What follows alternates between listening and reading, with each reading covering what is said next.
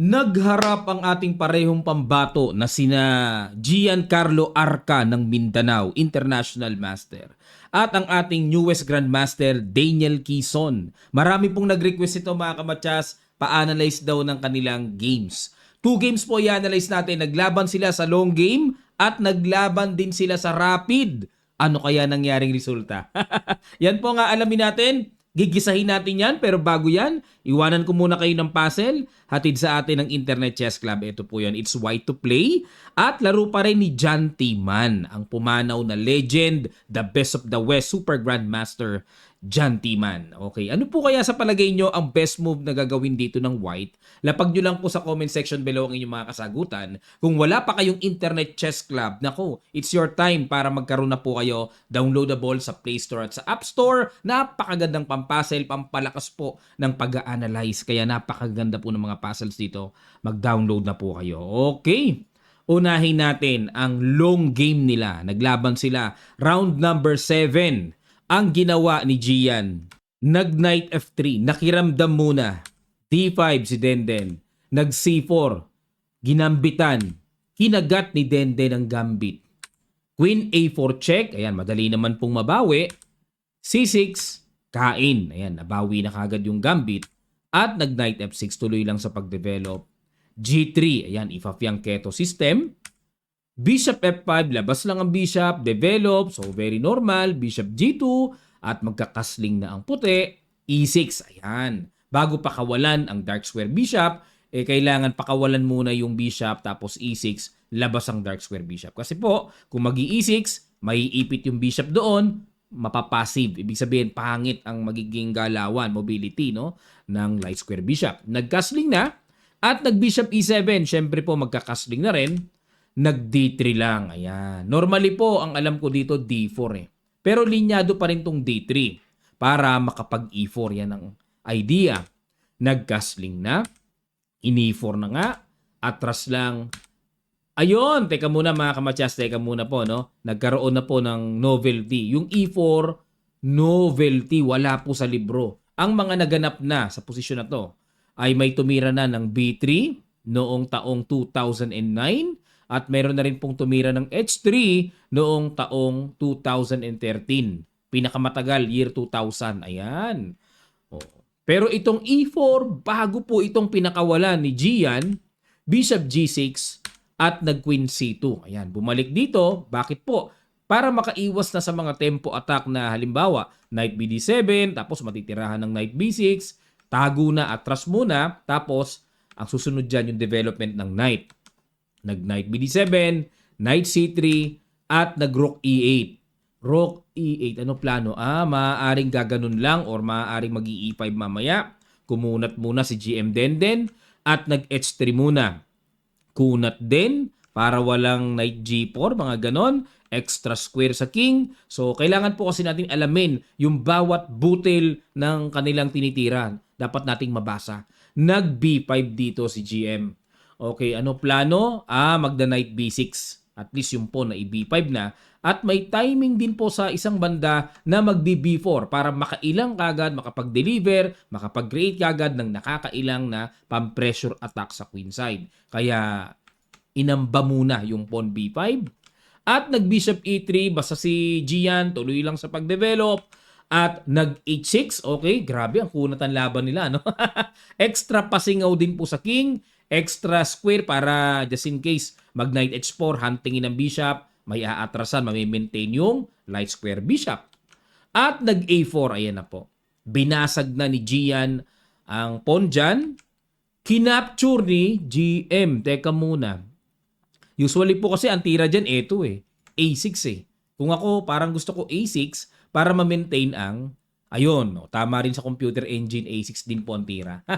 Nakachamba ako. Kasi usually A6, para ang idea ko lang, gusto ko lang solid. Yung B5 pawn structure, yung ganyan, ano, solid dyan, A6. Para sa akin lang naman mga kamatsas, pero gusto rin po ng computer engine sa nakikita ko dito. Para solid lang. Very unique yung kinapture ito ni GM Denden. Kasi ang alam ko, pag kinakapture yan, parang magiging mahina po yung pawn A7 and pawn C6. Ayan, teka muna po. Sinusugsuang ako ng langgam dito eh. May gumagapang na langgam. Oh. Sugswang attack. Ayan, balik tayo mga kamatyas. Nag-rook takes A4. Ito na nga po yung sinasabi ko. Tingnan nyo po, yung A7, yung C6 ay mahina. At sa evaluation bar, ayun, naging clear positional advantage dito ang kanyang evaluation ng computer. Bishop C5, tinapatan, exchange, takes, at dito ay nag-rook D4. Tinapatan naman ang reyna. Nag-queen C7 umilag at dito inatake muna ang knight, atras at aba, sunod-sunod na pala yun. Sunod-sunod na pala yun. Knight B5. Grabe, ang lakas oh. Atake po sa queen, hindi makain-kain kasi nakapin. Tapos, etong knight na to, hindi basta parang threat lamok lang, parang attack lamok lang kung tawagin. Ano? Yung pag-atake, walang kasunod na follow-up. Ang tawag natin dyan, threat lamok eh. Meron kasing knight D6 na papasok, yung knight from C3 mailagay sa D6 ay grabe. Grabe yun. Malakas yan, pang-complicate. Queen B6, knight D6. Ito na nga po. No? Napakalakas ng knight dyan. At nag-rook F8 muna. Okay, tago muna, ilag muna sa pagkakatret. At dito ay nag-rook C1. Para pilahan ang weak C6 pawn. Mangyari po kasi, ayan o, 3-pawn islands kasi. Kailangan matutunan po natin yung pagbabasa ng pawn structure mga kamatyas. No? Samantalang dito ay 2-pawn islands lang ang white. So lamang po talaga sa pawn structure dito. Positional. Nag-A5. Kumbaga parang mahirap na pong depensahan yung pawn C6. Kaya ganun talaga ang mindset ng GM. Naghahanap na lang ng pang-counter, pang-attack. So nag-A5 na lang. At kitang-kita dito na parang binigay na yung pawn sa C6. Kasi po mga kamatyas, kaunting share lang po mga kamatyas. Ano? Halimbawa, kung ang itira dito ay, knight to B8. Para lang masabi na wag ibigay yung pawn C6. Para masabing may depensa.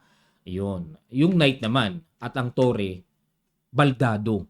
Ang gagawin po dito, yun, iislog-islogan lang pala o titirahan lang ng queen C3. Kukunatan lang pala ng ganun-ganon. At dito po, mas lalong lumaki ang evaluation bar at ayon sa nakikita ko, decisive advantage na ang white dito. So, wag po nating papatayin ang mga pyesa natin ng ganyang itsura para lang depensahan ang pawn natin na mahina. Bagkos, ibigay mo na. Maging aktibo lang ang mga pyesa mo. Yun ang tamang diskarte at practical. Kaya, A5 ang naisipan dito ni GM Denden. Kumbaga, sige, sa'yo na yung pawn. Guluhin na. Nag-knight C4. Yun nga lang po mga kamatyas. Napakalakas ng knight C4 dito ni Gian. Napakalakas po ng application na yan. At dito, nag-queen B5. Ayan. Ano meron dito mga kamatyas? Ano? At bakit hindi kainin itong pawn sa B4? Saan ba pupunta yung knight? Ano ang follow-up idea kung ganyan ang ginawa? Magna-knight CE5 po. Ayun, magkakaroon dito ng atake at ayun ang target. Ang target is yung pawn, knight sa D7. So, baba natin. Queen B7 para masabing masapatan ang depensa ng knight at wag one piece down. Ang gagawin, mag-rook B1. Ayun, hahabulin pala ng hahabulin. Ano? At halimbawa, mag-queen C7 at dito po kakagat knight takes C6 at may paparating na knight E7 check mga ganon, may pressure sa queen, etc. etc. At dito po ay masasabing positional advantage for white. O, sabay rook C4. Ayan. So, yan po ang continuation na nakita siguro ni GM Denden na grabe ka, superb ang placement developments ng mga pyesa ng puti. Napaka-active lahat. Delikading ang tawag dyan. Ayun. Kaya hindi kinain, pero ang gusto ng computer kainin na, no? Yan pala. Oh, with at least may resistance pa. Yung ganon. Kumpara sa ginawa dito ni GM Denden na Queen B5. Ayun, at umilaw na pula ang Stockfish engine. Kasi po, pag ang gamit nyo chess base, umiilaw yung engine, meron siyang bilog eh. Umiilaw yan ng pula pagka bad move. O kaya talagang medyo hindi maganda yung tinira. So, bakit hindi maganda yung Queen B5? Ito po mga kamatya, sinimplihan lang ng B takes A5. Ayun. Nakuha na successfully yung weak A pawn na hindi mababawi. Paano babawiin yan? Ang next target, meron pa ring mahinang pawn pa rin si GM Denden sa C file. So yan po ang yan ang nangyari dito, no? Kinain yung pawn at nag-E5. Ayun, naghahanap pa rin si GM Denden ng mga gulo-gulo. As much as possible, nag-rook D6 na. At ayun na nga, ang target na naman, next target ay yung sipon. At nag-queen C5. Okay, tumatabi-tabi sa tore para hindi basta-basta maialis ang knight. Siyempre, yan ang depensa ng tore. At nag-queen A4. Ayun. Dahil lumihis ang queen, naka-sidestep naman ang queen para atakihin naman yung pawn sa C6. At dito, ayun, bumalagbag dito si GM Denden. Nag-knight B6 mga kamatsas. Ayan, napaka-crucial na nito, no? Threat yung queen, hindi makain ng pawn, nakapin. Hindi makain ng knight kasi capture ito, check pa. Ayan, sa kabila ng medyo may mga gulo-gulo, mga gusot-gusot, ano sa palagay nyo po ang simpleng ginawa dito ni Gian? Pakiguess nyo po, sa ilang sandali lang, tutuloy agad natin. Start!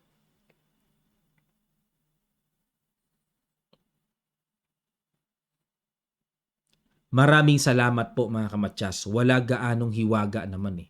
Queen takes C6. Ayun, kinain lang. Takes. Kinain din yung knight para mawalan ng depensa yung pawn A5. At nag-rook 6, takes C4, rook takes A5, at nag-rook C5. Ayan. Hinamo ng rook to rook. Kinain, at dito po mga kamatsas, target yung pawn E5. Pag nakain yan, pagpalagay na mag-rook D8, useless. Kasi pag nakain ng knight, imagine niyo po, depensado pa yung pawn sa D3. Ngayon, ano pang depensa sa E5? Bakit tuluyan nag-resign? Pag nag-knight D7 po kasi mga kamatsas, mayroong rook D5. Ayun. Target yung knight.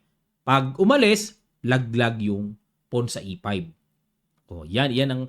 Pag rook D8 naman, may knight takes E5 naman. Di makakagalaw yung knight, nakapin.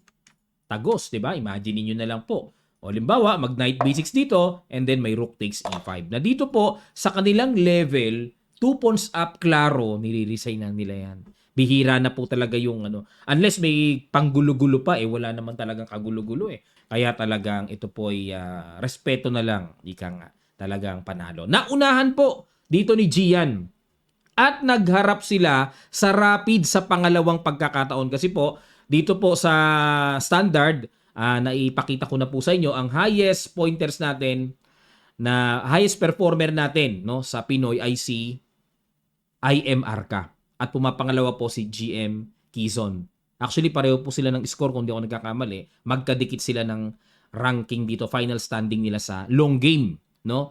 At dito po sa rapid nagharap sila ulit. Susukiin kaya ni IM Arca or bumawi naman itong si GM Quezon? Pag-aralan po natin. Dito po, last round sila sa Rapid. Ganun pa rin, sumali pa rin yung mga dayong Grandmasters. Ganun pa rin ang setup. International na international open talaga. At white naman dito si GM Denden, black si IM Arca. Nag-knight F3 si GM Denden, knight F6 si Arca, C4, G6. Ayan, pa-King's Indian po. At fianchetto system ang pinasok. King's Indian fianchetto system po ang tawag dito. Nag-bishop F5. Ayun. Kung ako black, ang tinitira ko palagi dito yung knight C6. Nagpapano variation ako. Tawag doon. Pero itong bishop F5, interesting po. Bookline pa rin. Queen B3. Ayun. Napansin ni GM na umalis yung bishop. Sa isang banda po, inaatake talaga ang pawn B7 kapag na-release na ang development ng light square bishop. Ayan, isa pong magandang application yan. Nag-queen C8 para depensahan ang pawn. At nag-knight C3. Ayan. Parang interesting po yung, teka lang muna mga kamatsas, paano kung mag-knight H4? Para may threat doon sa B7, tapos threat pa yung bishop. Ang gagawin po kasi may bishop E4. Ayun, nakita rin ito ni GM Denden. Na halimbawa, mag-F3, mag-bishop C6 lang. Basta kung mag-F3 man, parang napa-atras yung bishop, pero yung pawn sa F3 nakapagpabara naman po sa daloy ng light square bishop. So meron ding positional defect ang effect nito.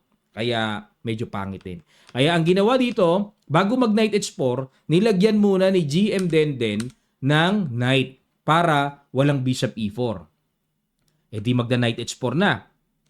Yan naman po ang naging sagot ni IM Arca. Para, kung mag-knight H4 man, useless na. Pwede na nga dumiretso bishop h3. Wala nang kain doon kasi po, barado na ng pawn c6.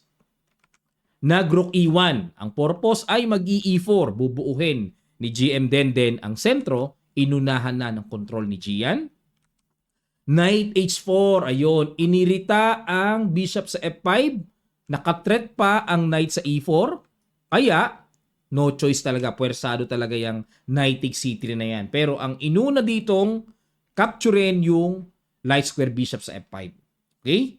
At kinapture ng queen. Kinapture din yung knight. Dito po baka mapatanong kayo mga kamatyas, Coach, bakit kaya makakain lang din yung knight sa c3? Bakit kaya hindi muna pumingas ng pawn? Check pa. At least nakabawas-bawas ng pawn. Meron kasing rook takes e2. Na kapag nag-queen takes f5, may queen takes b7. Okay? Useless eh. And weak pa nga yung pawn sa e7. Kaya ito po ay, although meron din namang threat dyan sa pawn d4, pero mas malala ang tama na aabutin dito ng black. Kasi dapat natitimbang yon mga kamatyas eh. Sino ba ang may mas malala? Okay, kaya sinimplihan lang na mag-queen takes f5, b takes c3. So dito, dahil obligadong kainin yung knight, may pagkakataon pang kumilos ang black para masolusyon ng depensahan yung pawn b7. Nag-queen c8. Yan ang solution dito. Pero, pinilahan pa rin eh. Rook a b1 at naobliga ding mag-b6. Nag-a4. Ayan. Sa tuwing ganyan ang pawn structure mga kamatyas, tandaan nyo po, napakabisa din ng a4. Ano idea? Ipangbabasag yan sa a5 para ma-weaken, mapahina yung queen side pawn structure. Pambasag na paparating yan eh. Kaya ini a4 talaga. Knight d7, bishop g5. O, yan ang mga teknika na para atakihin yung pawn sa e7 at dito po napilitang mag-rook e8. Bakit po? Kasi dito, kung ang nasa isip nyo mga kamatyas, bakit hindi f6? Yung f6 ay makakapagpabara. May atake pa. Yes, naka-atake nga. Pero pagbaba, let's say, bishop e3, tingnan nyo po yung pawn f6. Nakapagpapabara sa fianchetto bishop. Lalabas, mababad na rin yan. Okay po mga kamatyas, no? Yan ang dapat nating matutunan na sa mga positional na usapan, no? Positional concept, papangit yan, barado eh. So parang pinoprovoke lang talaga, sige, mag f6 ka para pumangit ang bishop mo. Yan ang kahulugan ng bishop g5. Kaya, rook e8 lang ang simpleng sagot sa inataking pawn. Depensa lang. Okay? At nananatili pa rin, buhay pa rin yung light square bishop kasi hindi pa committed na nabarhan. At dito ay nag-a5 na. Itinuloy na nga ni GM Denden ang sacrifice pawn, panira, pampahina ng pawn structure at nag-queen c7 lang dito si Gian. Kasi po mga kamatyas, sa mga ibang tagapanood ngayon na especially beginner level, paliwanag ko lang po sandali. Pag kinain po kasi yan mahina, magku-queen a4 lang. Ang daming tira, queen a4.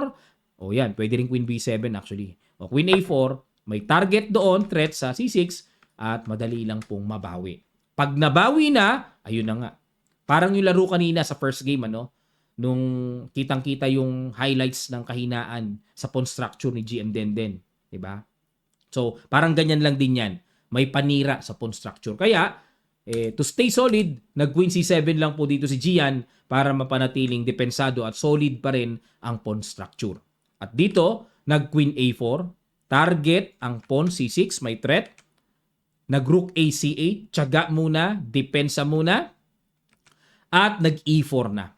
Okay? Control the center. Yun nga lang dito mga kamatyas, para sa akin slightly better ang white due to bishop pair. Iba pa rin po talaga yung kapangyarihan ng dalawa ang espada. Usually, laging nakakapag-create ng magagandang plano at atake. Nag-c5. Okay? Para iritahin ang pawn sa d4.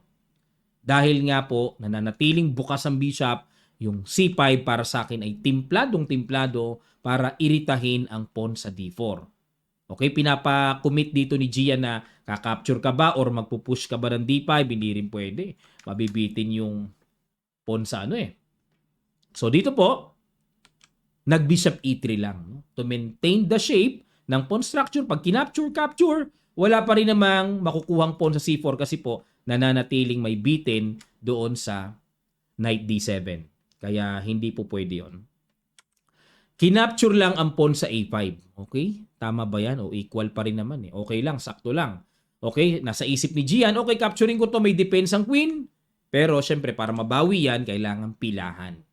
Okay? Madali lang pong mabawi. Pero bakit kinain yan? Ito kasi ang plano ni Gian. Okay, rook B8 muna. Bishop F1. Okay. Gets ko. Kasi pagka kinain po ito, okay, silipin lang natin mga kamatyas para klaro, no? Mag-rook EC8 lang daw. Or rook B7. Rook EC8. Gaganon lang. Ayun. So, tamang forma lang ng mga tore. Basta dito, anytime may capture dyan, lagi namang may bawi sa pawn C4. Meron pa ako nakikitang knight B6 dyan. Ayun. Kaya kinain para magamit din yung B file ng black. So, imagine niyo po yung tore, pag napunta sa second rank, makapagbibigay din ng gulo-gulo yan. Ano? Powerful. Ngayon, balik tayo mga kamatyas. Kaya, sa isip dito ni GM Denden, total, yung pawn sa A5, hindi pa rin naman kayang depensahan. Kaya ginawa niya, nag-bishop F1 muna siya. So, para i-secure niya muna yung pawn C4 na hindi talaga babagsak kapag tinimingan ng black na capturing yung pawn sa D4. So, nananatiling safe ang C4 pawn. At dito, nag-rook EC8.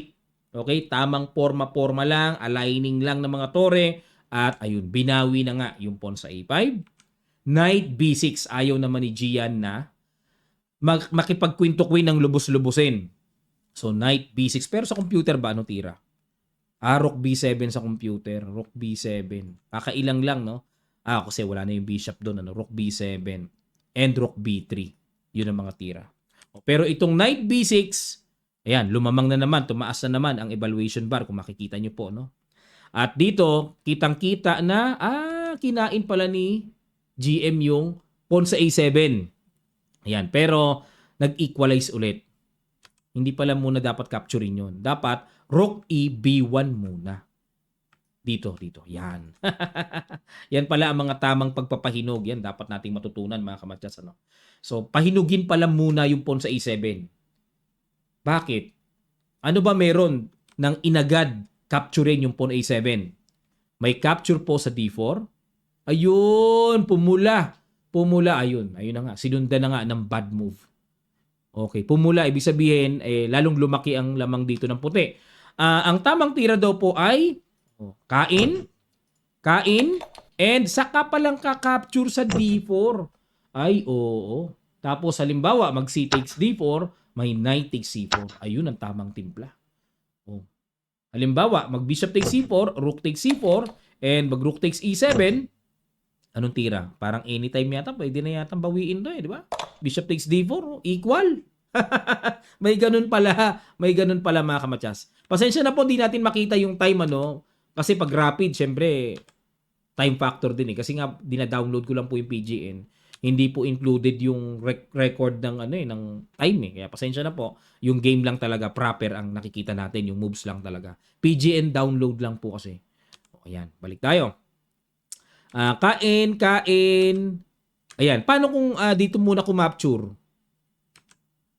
Huwag capturing to. Halimbawa, silipin ko lang mga kamatyas. Pag nag-rook takes E7 naman, knight takes. Na dito, pag rook, may bishop takes. Kitang-kita. So, pawn ang pang-capture natin para yung pawn sa D4 ay manatiling depensado. Tapos, mag-rook C3. Ayun. So, dito, bagamat lamang ng isang pawn dito ang white, pero opposite colored bishop, double pawn, kahit papaano, equal pa rin mga kamatyas. Equal pa rin ito. May nakikita pa akong dungaw ng bishop doon, tapos patong ng tore hanggang sa mapabagsak ang pawn sa E3. Okay, so balik po tayo mga kamatyas.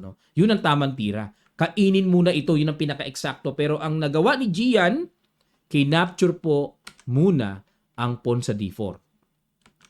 Kinapture, takes, and nag-C takes D4. Knight takes C4. Ano kaibahan nito? Grabe. Ayun, may pin. Yun ang kaibahan, may pin. Nakipagsabayan na. Teka muna mga kamatyas, Pinakain na kasi yung tore. Nagpa-quality down na dito si Gian. Teka muna mga kamatyas, Teka muna. Para mas maliwanag, what if doblehin ang tore para sapatan ang depensa ng knight sa C4? Ito po kasi ang kalalabasan. Kahit capturing po ng tore or ng bishop, ito po mangyayari. Takes, takes, takes. May check kasi sa ilalim. Walang extra pasingaw eh. Walang pasingaw eh. Oh. Bishop F8, obligado. May bishop H6. Goodbye. Yan. Very soon, resign ng black dyan.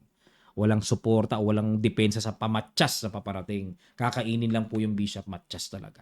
Aray ko ang tawag dyan. Narinig nyo na naman yung aray ko.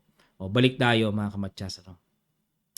Balik tayo. So, rook EC1, kaya pala dito napilitan na pong magpa-quality down. Kasi kung di naman gagalaw ang knight, kakapture naman ng buong buo yan.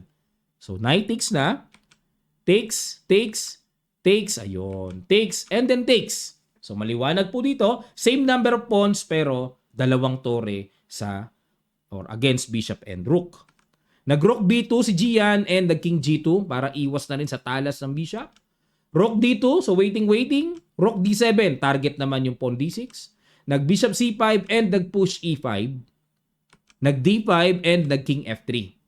Ayun, para talagang may balak dito si Denden na sa isang banda, pag naitamang forma na yung king, maalis na yung passive rook, kakadepensa sa pawn F2. Meron kasi nakakailang eh. Nag-G5 at nag-H3. At dito po mga kamatyas, hanggang dito na lang ang chess notation na binigay sa akin ni GM Denden. Oo, ni-request ko po kasi talaga ito kasi walang record doon ng PGN eh. So sa kanya mismo hiningi ko ito at maraming salamat sa iyo no, GM Denden sa iyong pagbibigay ng atensyon at binigay mo kagad ang game na to. So dito po kasi hindi ko alam kung nag-resign na or tinuloy pa pero panic time na lang. O pero dito po nakalagay 1-0. Ibig sabihin panalo si GM Denden. 1-1 yung dalawa. Halos magkaida rin itong dalawang ito mga kamatyas kung di ako nagkakamali eh. At para po sa inyong kaalaman mga kamatyas, ipakita ko po sa inyo ang standing ng sa Rapid no. O kasi si Gian nakita na natin last time no. Ito naman po yung sa Rapid mga kamatyas para maipakita ko po sa inyo. Yan, ang standing nila, very proud tayo kay GM Denden naman. O, tingnan nyo po, second place. O, at fourth place ang ating kababayang Grandmaster GM Darwin Lailo. Ayan, ang nag-champion po ay ang dayong taga Switzerland, Peng Limin. Ayan, pero tied sila, apat sila nag-tied pala, no? Pang ilan si Gian? Ayun, pang number 11 po si Gian. So, meron pa tayong inaabangan na wala palang blitz, no?